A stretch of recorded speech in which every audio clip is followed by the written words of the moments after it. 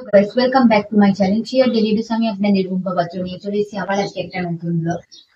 তো দেখতেই পাচ্ছি কিরকম ঝিমানো ঝিমানো লাগছে, কারণ শরীর না সত্যি চলছে না। আজকে এত লেট করে উঠেছি, বরকেও খাবার করে দিতে পারিনি। তো চলো, লাঞ্চে বানিয়েছি, লাঞ্চ দেরি করে করেছি, যেখানে আমি সকালে 9টার মধ্যে খাবার বানিয়ে নিই। তো চলো, লাঞ্চে এই যে ভাত,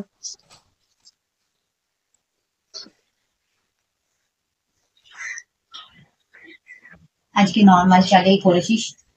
কারণ না দেরাদুন রাইস, আমরা তো মানে শুদ্ধ চালটাই বেশি খাই, সবসময় তেমন খেতে পারি না। প্রত্যেকদিন না দেরাদুন রাইস খেতে ভালো লাগে না, যেন মুখটা মেরে আসে।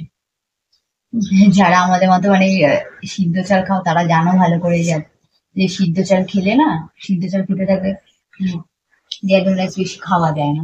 তো চলো, এই মেয়েদের খাবার খাচ্ছি। এখন স্কুল ছুটি, পুজোর ছুটি চলছে, পূজা ভ্যাকেশন। তো দেখি, ঘরে দুজনেই রয়েছে, আর দুজনেই কিরকম দুষ্টুমি, সেই লেভেলে জ্বালাচ্ছে দুটো বাচ্চা। নামা যাচ্ছে না, জাস্ট নামা যাচ্ছে না। মানে আমার বড় মেয়ে অত দুষ্টু না, কিন্তু ছোট মেয়ে খুবই দুষ্টু। ছোট মেয়েটা যদি স্কুল মানে সত্যি থাকতো না, খুব শান্তি, খুব শান্তি। তো চলো, এখানে ভাত বেড়ে নিচ্ছি সবার। সবার মানে কি, আমাদের তিনজনেরই। আমার মার খাওয়া হয়ে গেছে, আর আগেই বললাম বরকে আজকে লাঞ্চ করে দিতে পারিনি, দেরি হয়ে গেছে। লাঞ্চ না নিয়ে বেরিয়ে গেছে, বাইরে খাবে। বাইরেও তাও খুব একটা খায় না, কম খায়। না, জানি না খাবে। তো এই যে উচ্ছে আলু ভাজা করেছি। উচ্ছে খেতে খুব ভালো লাগে, খুবই ভালো লাগে। আমার মেয়েরা, মেয়েরা না, আমার বড় মেয়ে ভালো খায় তিতো জিনিসটা, আমার বরের মতো। তো চলো, আর করেছি এই যে, আজকে কি রান্না করেছি, মাংস।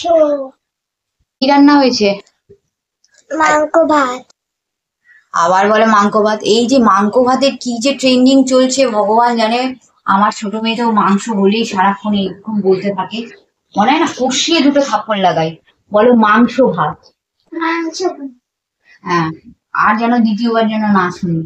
এই রকম প্রত্যেকটা সময় করতে থাকে, এইটা মনে হয় প্রত্যেকটা ঘরের বাচ্চারই সে, প্রত্যেকটা ঘরের বাচ্চা এরকম করে। মানে কি যে বলবো, এই দেখো লাল লাল করে মাংসটা করেছি, দেখতে পাচ্ছ।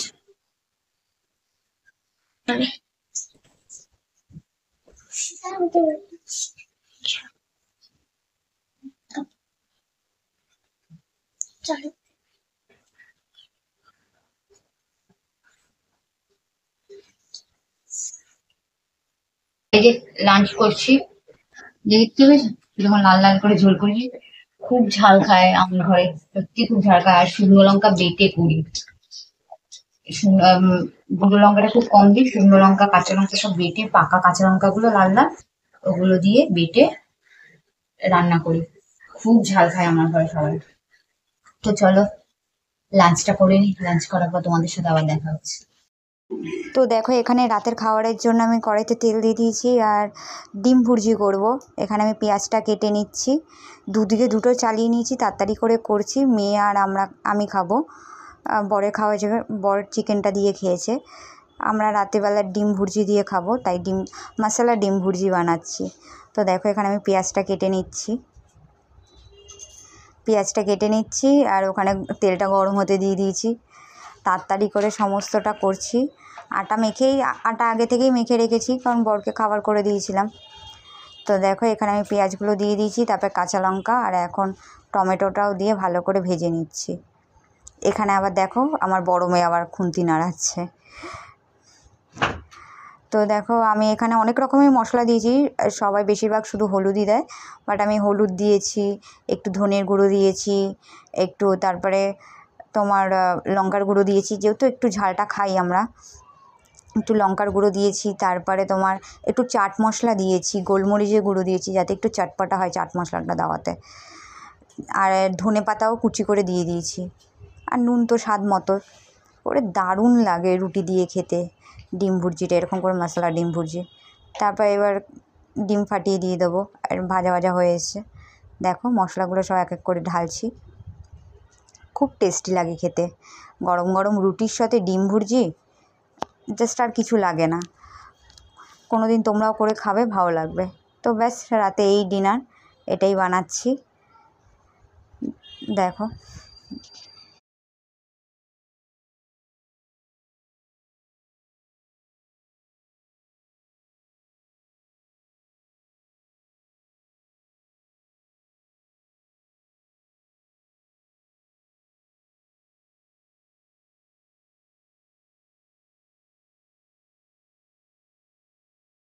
তো গুড মর্নিং। পরের দিন সকালবেলা আমি এখানে মেয়েদের ভেজ স্যান্ডউইচ করে দিয়েছি, একটু বাঁধাকপি আর একটু গাজর দিয়ে, আর কিচ্ছু দিইনি, কারণ আমার ঘরে আর কোনো সবজি ছিল না, ক্যাপসিকাম ট্যাপসিকাম।